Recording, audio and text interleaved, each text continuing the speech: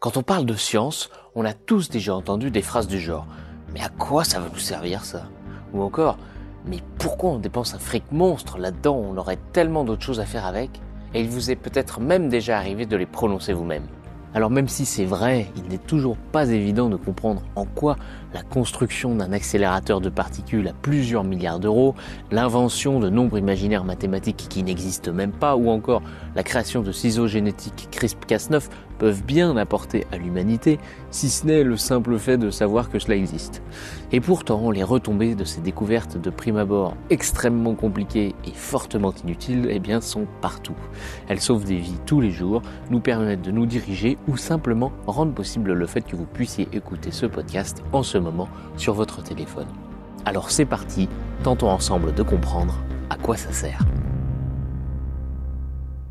Bonjour à tous et bienvenue pour ce premier numéro de Mais à quoi ça sert, cette nouvelle émission que nous lançons avec Willy que vous pouvez déjà retrouver sur Poussière d'étoiles. Salut Willy. Bonjour tout le monde. Alors vous l'aurez compris, nous allons essayer de donner du sens à la science par le biais d'applications concrètes aux plus grandes théories. Et pour ce faire, nous pourrons compter sur Willy, tes explications. Avec plaisir. Alors pour ce premier épisode, nous allons entrer dans l'infiniment petit grâce à un appareil bien connu de tous qui sauve des vies tous les jours. Il est indispensable à la médecine moderne, c'est, vous l'aurez compris, l'IRM. Vous ne vous en doutez peut-être pas, mais l'utilisation d'un IRM est le résultat et l'exploitation de la découverte de propriétés quantiques incroyables et qui ont nécessité des années de recherche. J'ai nommé donc le spin quantique. Alors, le spin, c'est un phénomène physique quantique, Willy, tu vas nous en parler juste après. Mais pour comprendre comment cette invention est rendue possible, il faut remonter dans les années 1920. Le concept de spin fut l'un des plus difficiles de l'histoire de la physique quantique à appréhender et à percer, avec des expériences qui amenaient d'énormes problématiques théoriques, comme par exemple l'effet Zeeman, et puis la découverte du concept de spin lui-même, qui a été attribué à Samuel Goudsmit et George Lunenbeck en 1925, qui ont été révolutionnaires. Alors, d'après ce que j'en ai compris, Willy, c'est un petit peu complexe. C'est si on veut essayer de vulgariser comme des petits aimants. Le spin provoque un petit champ magnétique dans une particule. Et on pensait à l'époque que ce champ magnétique était la conséquence d'une rotation de cette particule, d'où le nom spin qui veut dire tourner en anglais. Voilà. Et le nom est resté d'usage depuis, le spin, sauf que on s'est aperçu, Willy, que ça tourne pas du tout. Ça tourne pas. Alors, c'est vrai qu'il faudrait rentrer un petit peu dans les détails de la physique quantique, mais très très rapidement. Une particule quantique, c'est-à-dire un objet qui est infiniment petit, a un comportement extrêmement bizarre par rapport à un comportement classique. Alors par exemple, pour commencer, on va essayer d'imaginer une petite boule qui tourne, une toupie qui tourne. Alors quelque chose, à notre échelle, peut tourner dans un sens ou dans l'autre. Donc on peut caractériser une rotation droite ou gauche. On peut caractériser par une rotation dans le sens des aiguilles d'une montre ou dans le sens inverse des aiguilles d'une montre. Donc on est dans un système double, c'est-à-dire qu'il y a deux possibilités, tourner à droite, tourner à gauche. Bref. Mais pour ça, il faut que la petite boule dont on essaye d'imaginer puisse tourner. Or, dans le monde de l'infiniment petit, essayez d'imaginer beaucoup plein de petites boules. Toutes ces petites boules peuvent tourner, imaginez dans une boîte plein de petites boules qui se mettent à tourner soit dans un sens, soit dans l'autre. Elles auraient une rotation absolument quelconque. L'axe de rotation serait dans un sens ou dans l'autre. Donc on peut déterminer un axe de rotation vertical ou anti-vertical, parallèle ou anti-parallèle. Bref, ça veut rien dire, mais ça simplement veut dire que ça tourne dans un sens ou l'autre. Ça, c'est ce qui se passe dans le monde classique. Sauf que dans le monde quantique, infiniment petit, une particule n'a pas de notion ni d'espace, ni de volume, ni de temps. C'est extrêmement bizarre ce milieu. Je vous demande simplement, si ça vous intéresse, d'aller voir dans Poussière d'étoiles le 8e et 9e épisode par rapport à justement qu'est-ce que la mécanique quantique, comment ça marche. Là, je ne vais pas rentrer dans les détails, mais simplement, on peut dire qu'une particule quantique a un spin, c'est-à-dire une façon de tourner sans tourner, qui peut être caractérisée par son axe de rotation dans un sens ou dans l'autre. Donc on se considère un truc binaire, c'est-à-dire soit ça tourne dans un sens, soit ça tourne dans l'autre. Mais ça ne tourne pas. Bref, on va essayer d'imaginer une espèce de petite flèche. Si toutes ces petites particules pouvaient tourner en même temps, s'il y en avait plein, elles pourraient tourner toutes dans tous les sens, ce qui fait que, vu de loin, je verrais aucune rotation. Mais en réalité, une petite particule chargée qui tourne, revenons dans le sens classique, eh bien, elle crée un champ magnétique autour d'elle. Voilà, un truc électrique, en bougeant, en tournant, crée un champ magnétique, soit dans un sens, soit dans l'autre. Parallèle, antiparallèle, toujours deux cas, c'est-à-dire un pôle nord, un pôle sud. Bref, si je suis dans le monde de l'infiniment petit, toutes ces particules, alors sans tourner, disons qu'elles ont un axe de rotation, disons, ou alors un axe magnétique éventuellement, si c'est des petits aimants, qui peuvent être dans tous les sens possibles et imaginables. Donc, vu de loin, le morceau de métal qui est composé de petites particules métalliques qui tourneraient entre guillemets, qui auraient des sens de champ magnétique dans tous les sens, le morceau de fer ou le morceau de métal serait absolument pas magnétique vu que la somme de tous les axes, ça ferait 0. Par contre, si je soumets ce morceau de métal d'un seul coup à un très fort champ magnétique, tous les champs magnétiques de toutes ces petites particules se mettraient toutes à aller dans le même sens. Voilà. Et d'un seul coup, vous allez avoir un morceau de métal magnétique qui est devenu lui-même un aimant avec la somme totale ferait que on aurait un pôle nord et un pôle sud comme n'importe quel aimant. Donc voilà un petit peu, si je soumets ça, voilà en gros ce que ça pourrait être la rotation d'une particule infiniment petite qui permettrait d'être un aimant dans un sens ou dans l'autre. Donc on va quand même garder à l'esprit que ce n'est pas une rotation, mais c'est, disons, une caractéristique bien particulière. Elles peuvent avoir ce qu'on appelle un spin, donc on pourrait dire spin parallèle ou antiparallèle, c'est-à-dire une direction ou l'autre direction. Voilà un petit peu la notion de spin. Alors on a découvert ça par plein d'expériences. On a soumis des particules, des atomes qui étaient chargés ou pas chargés à des très forts champs magnétiques et on a essayé d'observer ce qui se passait. Et finalement, on a découvert un truc complètement incroyable.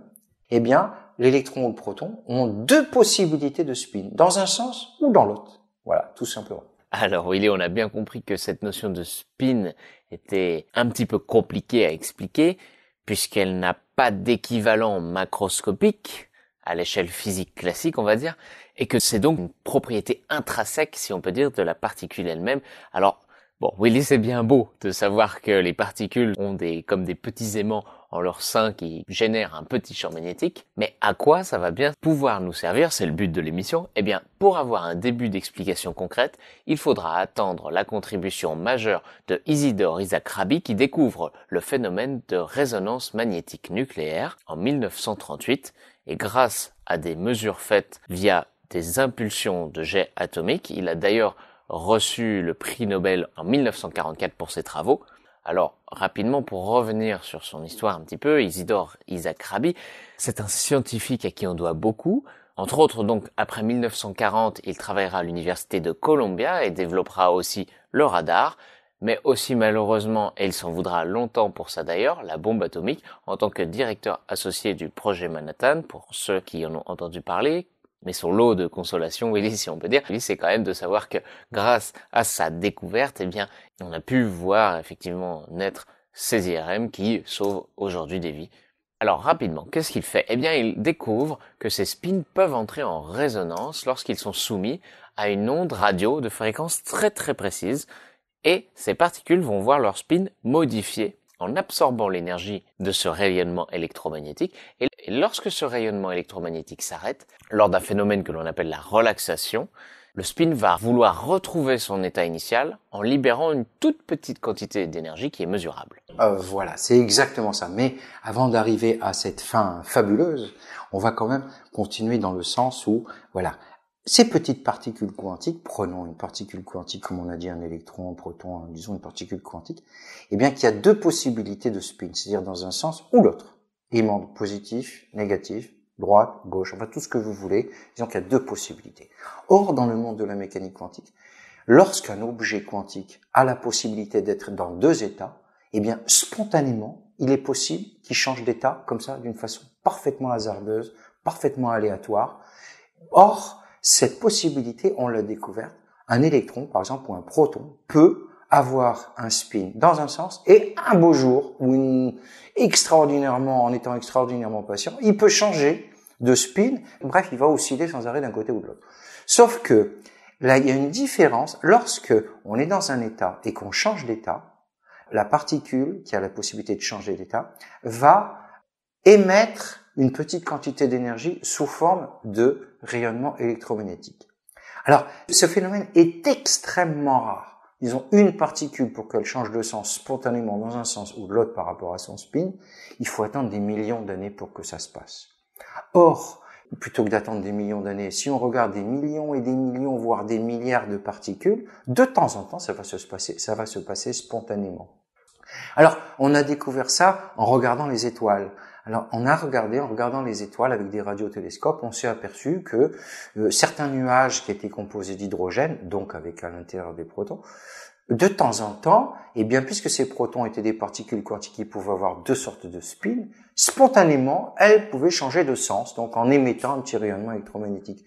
Mais c'était extrêmement rare. Mais vu la quantité de protons qui existait dans ce nuage, finalement, au bout du compte, on a réussi à percevoir quelle était la lumière qui était envoyée par ce nuage. En fait, c'était pas une lumière visible, c'était une onde radio de 21 cm de longueur d'onde. Et justement, Willy, elle est là l'idée, parce qu'on parle de nuages atomiques d'hydrogène, sauf que si on réfléchit, de l'hydrogène, eh bien, on en a plein notre corps, parce qu'en effet, nous sommes constitués en majorité d'eau, et l'eau, eh bien, vous le savez, c'est H2O, une molécule d'hydrogène et deux molécules d'oxygène.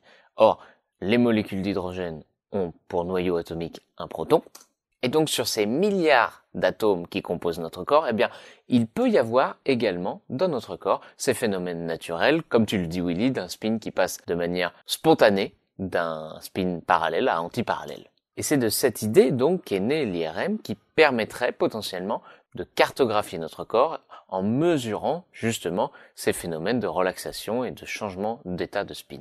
Voilà, exactement. Tout simplement. Donc maintenant, qu'est-ce qu'on fait lorsqu'on passe dans un tunnel IRM? Comme nos protons, tous les protons qui existent dans notre corps, donc il y en a des milliards et des milliards de milliards, bref, il y en a des quantités hallucinantes, puisque, comme l'a dit Maxence, notre corps est fait à 80 ou à 90% d'eau, donc plein d'hydrogène, donc tous ces atomes avec leurs protons au milieu. Bon. Alors, il est vrai que spontanément, un proton quelconque qui est dans notre corps peut changer de sens de spin, parallèle ou antiparallèle. C'est relativement rare, ce qui fait que si on essaye de capter la radiation qui est émise par notre corps, comme ce nuage interstellaire, ben on aura peu de chance. Par contre, on a trouvé un système qui est quand même assez étonnant. Ce qu'on va faire, c'est que on va vous faire rentrer dans un tunnel. Et dans ce tunnel, autour de ce tunnel, il y a un énorme aimant avec un énorme champ magnétique qui se mesure en dizaines de Tesla, si je me souviens bien. Sachez simplement que le champ magnétique terrestre est de l'ordre de 10 puissance moins 5 Tesla, c'est-à-dire un 100 millième de Tesla. Là, vous êtes soumis à 10 Tesla, c'est-à-dire 1 million de fois plus. Qu'est-ce qui va se passer à ce moment-là? Il va se passer que tous les protons de votre corps vont avoir une orientation dans le même sens. Vous êtes aimanté, vous êtes un aimant, vous êtes devenu un aimant. Voilà. Et donc, à ce moment-là, étant donné que tous sont orientés dans le même sens, eh bien, il suffira d'envoyer une petite onde radio sur votre corps pendant un temps extrêmement bref, une petite impulsion, paf, paf, paf. C'est ça, on l'envoie, ce qui fait que automatiquement, le proton qui est dans votre corps va être soumis à et il va se mettre à résonner, c'est-à-dire il va d'un seul coup changer de sens, avoir envie de changer de sens, mais comme il n'aime pas ça, il reviendra sur son sens principal. Hop, il reçoit une autre impulsion, il va revenir sur son. Donc à chaque impulsion envoyée, le proton va envoyer une onde radio qui est captée par des capteurs. Or, ça c'est un proton, mais dans votre corps, vous en avez 10 puissance 23. Donc c'est énorme la quantité. Donc on peut finalement, au bout du compte, essayer d'analyser l'onde radio qui est émise par tous les protons qui reviennent à leur position initiale tranquillement, comme ça, en revenant, une sorte de relaxation. Ils sont excités et relaxés, excités, relaxés, excités, relaxés.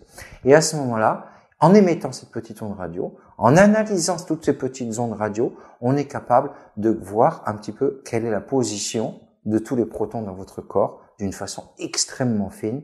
Or, le simple fait d'avoir observé les étoiles, de regarder que ces étoiles, entre ces étoiles et la Terre, il y a des nuages de gaz qui de temps en temps spontanément envoient un rayonnement à 21 cm de longueur d'onde, capté par des radiotélescopes, on s'est toujours demandé mais qu'est-ce qu'on en a à faire de tout ça? Ben voilà ce qu'on en a à faire. On est capable simplement de trouver un système complètement incroyable pour diagnostiquer les soucis, les problèmes majeurs qui existent dans le corps d'un être humain. Et donc voilà, vous savez donc maintenant à quoi ça sert d'étudier le spin quantique des particules, l'une des plus grandes avancées en médecine moderne. C'était le premier épisode de Mais à quoi ça sert. On espère avec Willy que vous avez appris des choses et que peut-être vous portez un autre œil sur la science expérimentale. Voilà. Alors oui, c'est vrai qu'on a l'habitude de dire « Mais à quoi ça sert de mettre autant de pognon là-dedans alors qu'on pourrait le mettre ailleurs ?» Eh bien non, voilà, il n'est pas mis ailleurs parce que finalement, au bout du compte, c'est l'humanité dans son ensemble qui en profite. C'est sur cette note positive, Willy, que l'on va se quitter. C'est tout pour cet épisode. Merci beaucoup à vous de l'avoir écouté. Puisque c'était une nouvelle émission, à laisser un commentaire, une note, et puis à en parler autour de vous, bien sûr. Et puis si vous avez aimé cette émission et que vous découvrez Willy et moi-même, je vous invite à aller écouter nos autres émissions de Replay Média, à savoir Omniscience, et puis surtout Poussière d'étoiles, où Willy nous contera l'histoire de l'espace, de l'univers et de la physique en général. En attendant, je vous dis à très bientôt pour un nouvel épisode de Mais à quoi ça sert, où vous découvrirez, je l'espère, d'autres débouchés d'une autre grande théorie scientifique.